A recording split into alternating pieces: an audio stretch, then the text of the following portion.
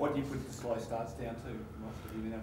Yeah, I think there's been a little bit too much focus on it from us, you know, just become self-perpetuating a little bit. So, you know, and even Melbourne, it was just helter-skelter footy the whole time. We've had a few of those quarters, and so I think it's just not getting away from what we want to do. Just get the basics executed really well and focus on, you know, not only attacking but defending really well. I just find it's been a bit of circle work at times. So, you know, we've tried to start training, you know, intensely and different warm-ups and all those sort of things. But I think it's just executing the basics really well that we haven't done in first quarters that well. And then as the game unfolds, we tend to get it a bit more right. So, yeah, but our stoppage work, what was it last week? Our stoppage work was poor and our defenders were trailing in. So once they fixed those things, everything turned around, you know.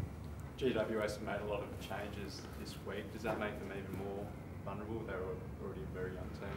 Well, I think it's unpredictable. You know, for us, it's harder for the opposition analysis. And look, I don't think we shy away from the fact that they've won one game for the year. We understand that. We have an expectation of going in and winning.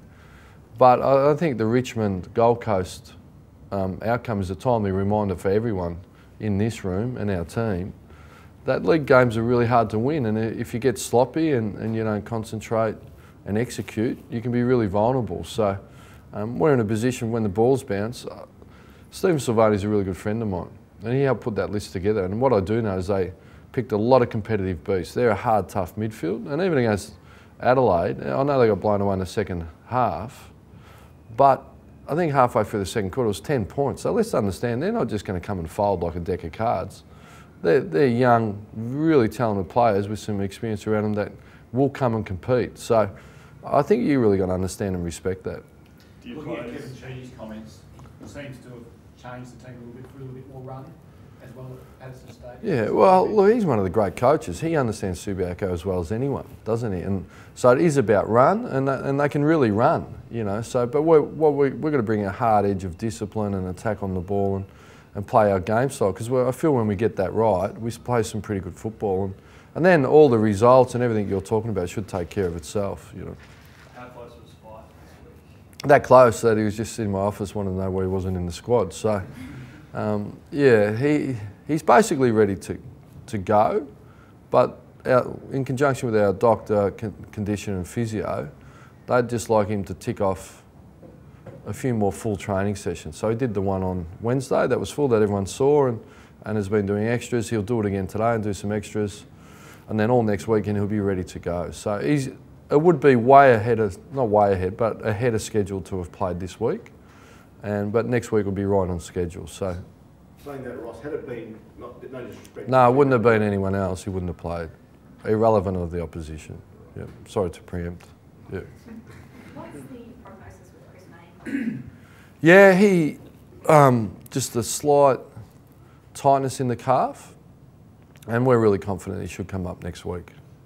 So yeah, and they're really delicate soft tissues that if you take that risk, you might lose them for 3 or 4. And Broughton, is that just once? No, he's back. Yeah, he's got a back end finger. So the main thing that kept him out was his back. So he's had some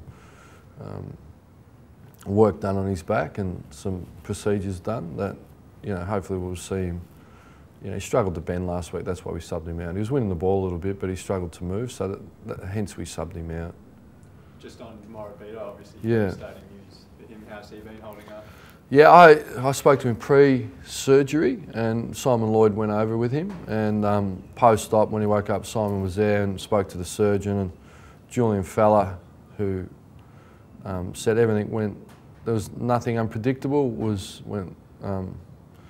no surprises, and you know he feels like it's been repaired really well, and so from here we'll give Anthony every resource when he gets back, wrap it around him and get him back early next year, really early. So it's exciting for us long term, and it's glad that he's gone to Melbourne and had the surgery and hopefully get a really good outcome. Apart from his normal rehab stuff, do you guys give him another role to do at the club just to keep him busy? No, I think, you know, coming off a Rico, you know, it's been, what, 2 years now, didn't it? He did it sort of December going into 11, so he really hasn't played much football. And it's a big job to rehabilitate, so we'll just keep it pretty basic and let him concentrate on his footy and get back, you know. So.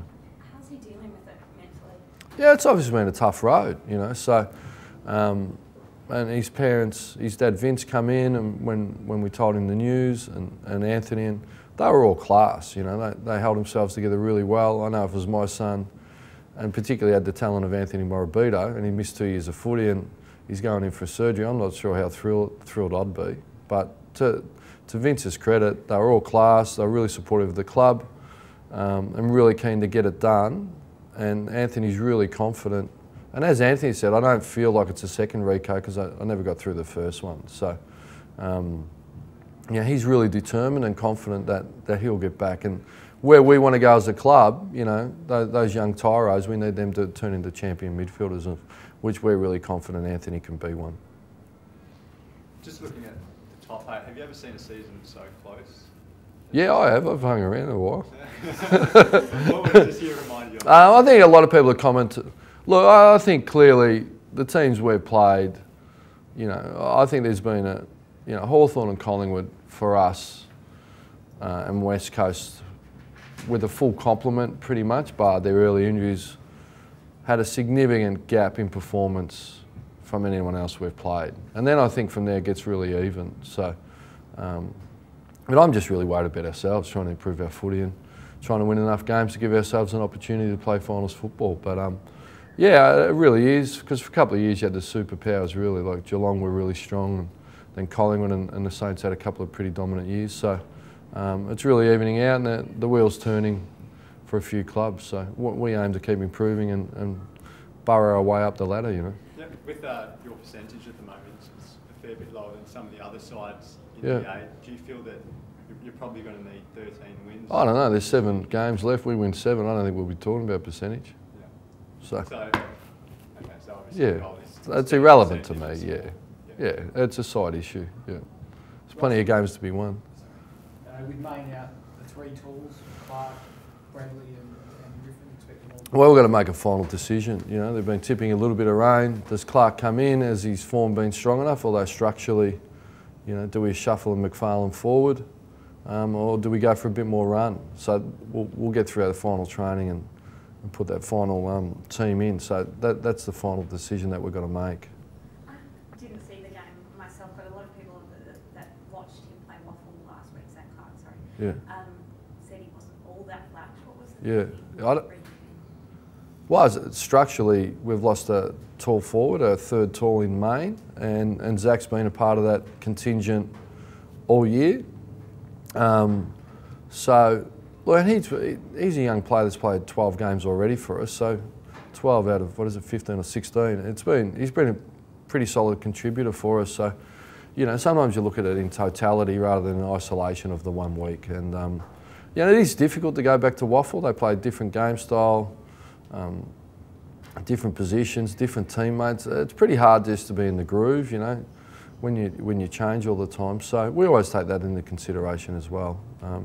But yeah, for those reasons, you know, do we have a little bit taller, or do we shuffle and go with an extra runner? We're still got to make that decision, and we've got time to make that decision.